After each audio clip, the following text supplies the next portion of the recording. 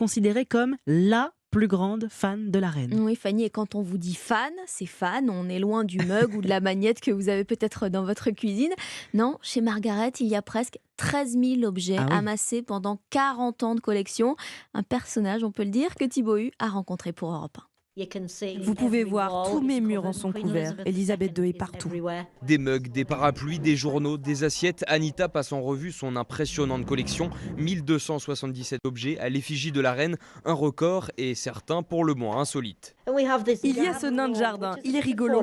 C'est une caricature de la reine et je suis sûre que ça ne l'aurait pas gênée. Enfin, pas trop. Passionnée par la famille royale depuis toute petite, la sexagénaire aux cheveux gris bouclés a transformé une pièce de sa maison en musée pour quelques visites privées. Elle est devenue une gardienne de souvenirs. De plus en plus de gens m'envoient leur petite collection de partout dans le monde. Mais depuis 10 jours, Anita n'a pas quitté son uniforme noir sur lequel est accroché un pins argenté avec les initiales d'Elisabeth II. Je n'ai jamais été en deuil avant dans ma vie. Je n'ai jamais porté de vêtements noirs pour la mort de ma mère ni de mon père. En fait, elle a été mon modèle et je ne l'avais pas réalisé jusqu'à cette semaine. Elle a aussi été une mère pour moi, une grand-mère.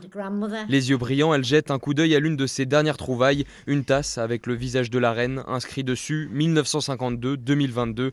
Les funérailles seront très douloureuses. On a une comptine ici qui dit petit chat, où es-tu allé? Eh bien, j'ai été à Londres pour voir la reine. Un dernier voyage. À Londres, Thibaut Hu, Europe 1.